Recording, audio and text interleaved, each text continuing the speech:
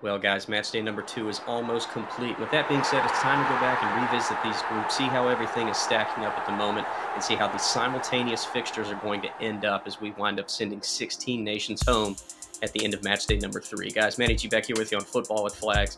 Thanks so much for joining us as always. Make sure you hit that like and subscribe button if you haven't already, and let's dive right into Group A. It's been quite the fascinating group, and after 2 matches, we still have all 4 teams alive with a shot to make it to the round of 16. But at the moment, Switzerland at the top. They'll face off against the co-host New Zealand in their final match, while the Philippines will take on Norway. Guys, remember, if you didn't already know, we did have Norway winning this group, so certainly not ideal seeing them at the bottom, having to go against the Philippines and make sure they get all 3 points with still the possibility of not even making it through. If I'm Switzerland, certainly you would love to see them at least play for a draw. Obviously, they're going to go play for the win, but would love to see them at least play for a draw if they're able. Of course, that's going to send them through automatically. If I'm New Zealand, yes, potentially a point gets you through, but I would definitely not bank on it. The way the Philippines played against the co-hosts in their second game, and the way Norway's got to come out of the gates in this third matchup, I really feel like somebody's going to get the result between the Philippines and Norway. I don't feel like this game's going to end up in a draw, if I'm being totally honest with you. I still feel like Norway can get the job done, which would set them up to 4 points, meaning they would obviously surpass New Zealand.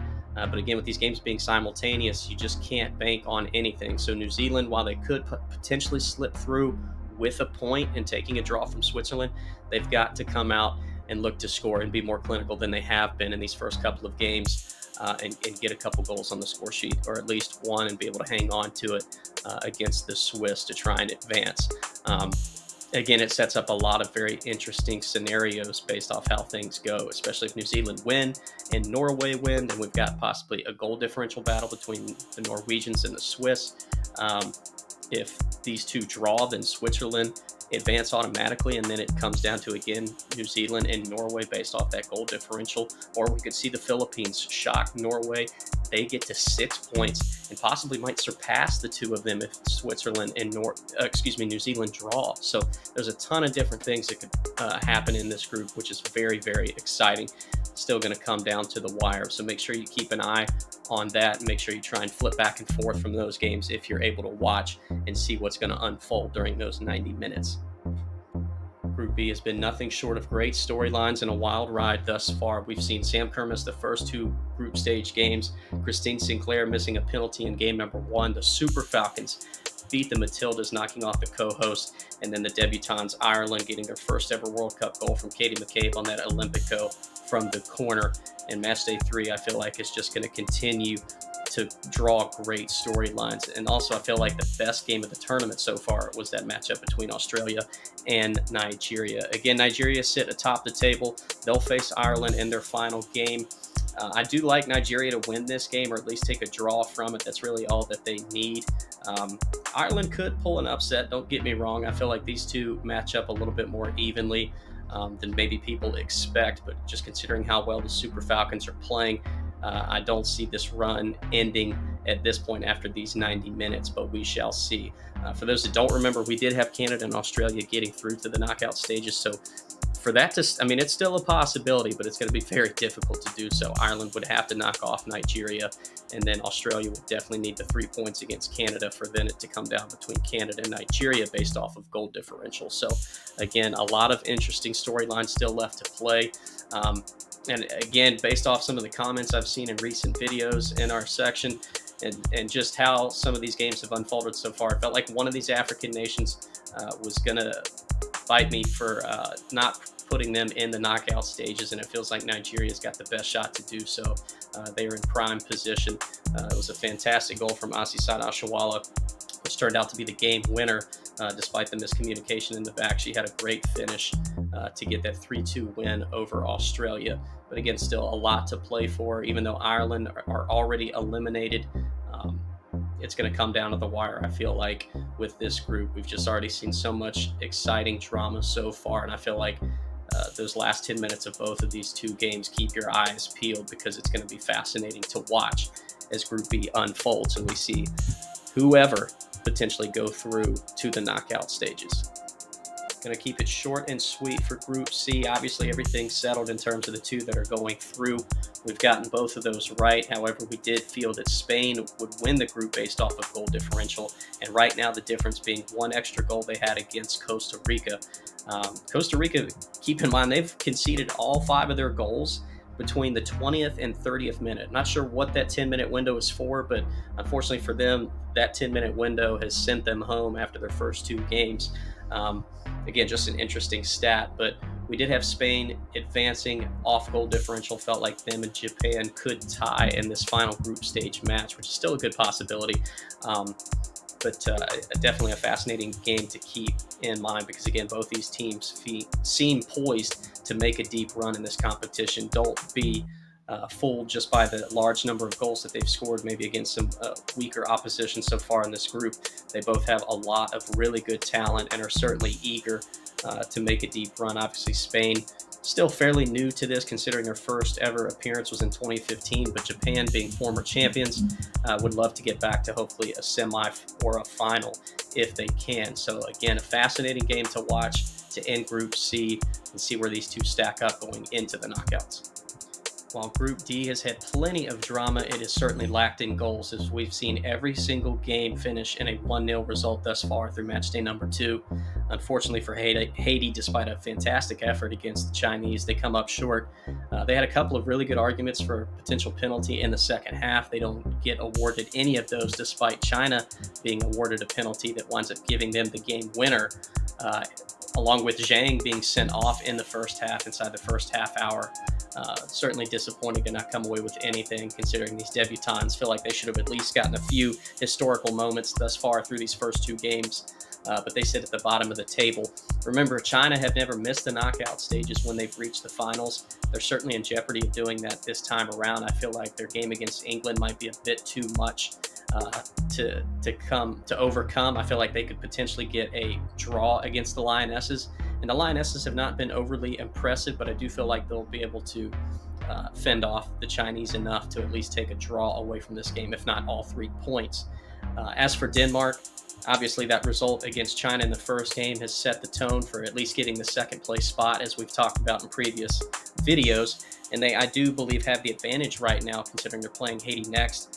Haiti's certainly going to have a chip on their shoulder, but I feel like Denmark will be able to do enough to take all 3 points away in that game, which should solidify them to get them through to the knockout stages,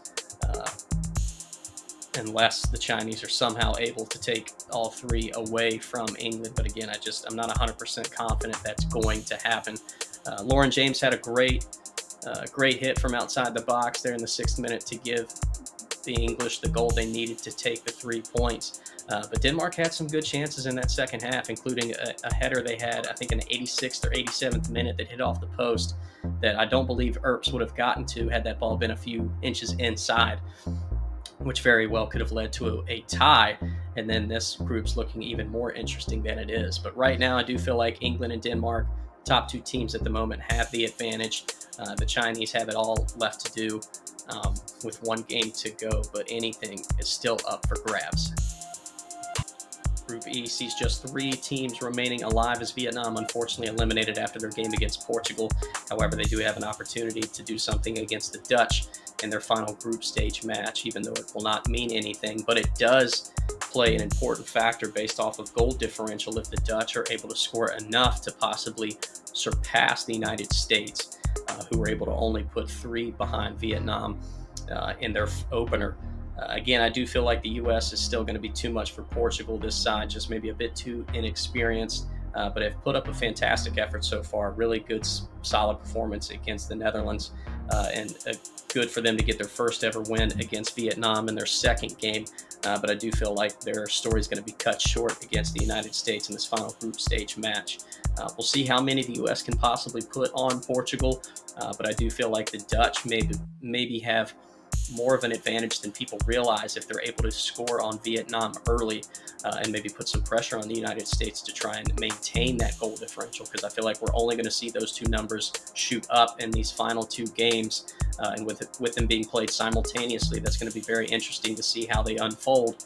Say if the Dutch score 3, 4, 5 6, whatever it is, and start to maybe even up on that goal differential with the U.S. or surpass them, because the U.S. are going to have to keep that in mind if they want to hopefully communicate with their players on the field in terms of, hey, we might need to step on the gas a little bit here and continue to score goals, because again, you want to finish first in the group. Obviously, getting through is the most important factor, but you still always want to try and top the group if you can, considering usually you play a weaker opponent to start out the knockout stage. So again, a lot to still play for in this final game, but keep that goal differential in mind as these two 90 minutes get underway, because it's going to be very important to decide it all.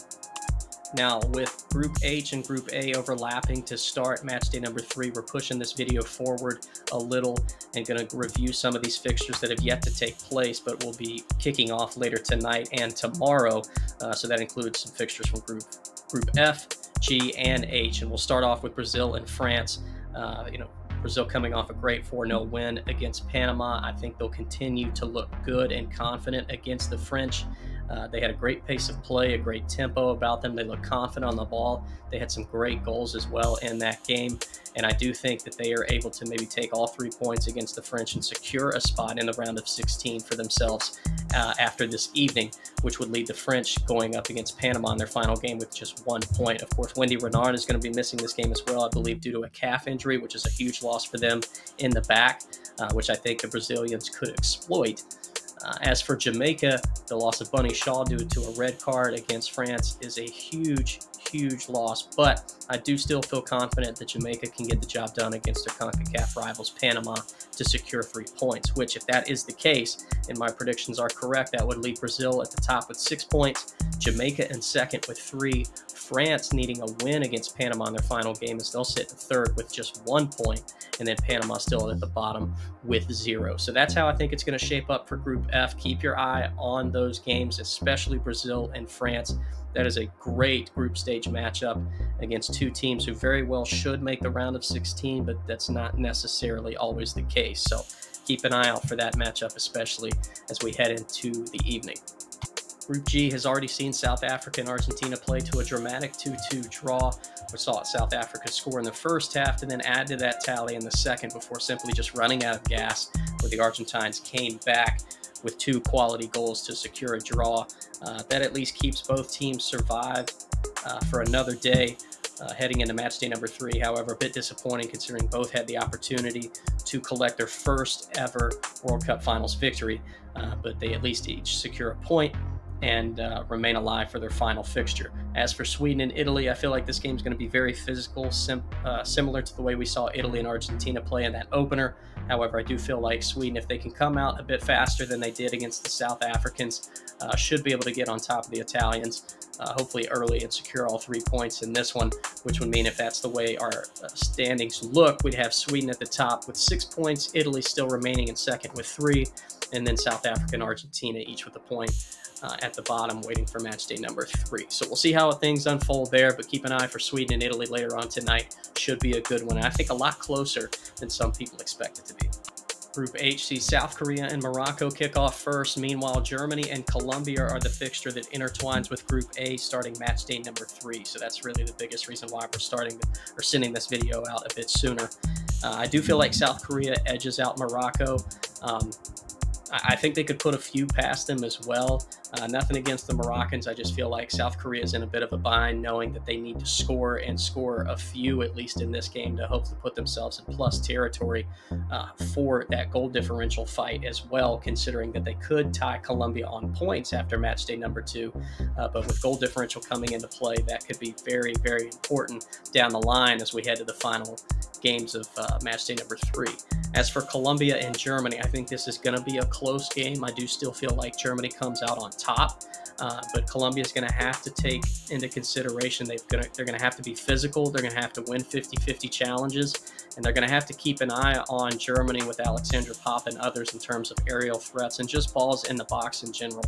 Germany don't have to do it clean or the right way. They're just good at poaching the ball, finding it in the right areas, and can beat you in a multitude of ways. So I think Colombia did well to get the result they wanted against South Korea, but they're going to go up against a much more physical and bigger side against Germany, and are going to have to do everything they can to make sure that they don't lose too much in their goal differential statistic either. Because again, I think South Korea, if they can get on Morocco early, could put a good number of goals past them.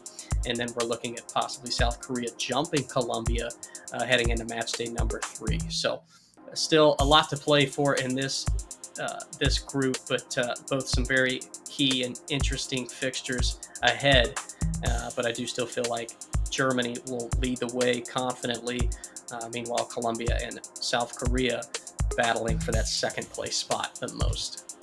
Guys, thanks again for watching. Make sure you let us know down in the comments who you're rooting for, as well as what crazy scenarios you would like to see unfold in these final fixtures, as everything again coming at you simultaneously as we find out who from each of these 8 groups are going to make it to the knockout stage and get this bracket filled so we can get the business end of the tournament started.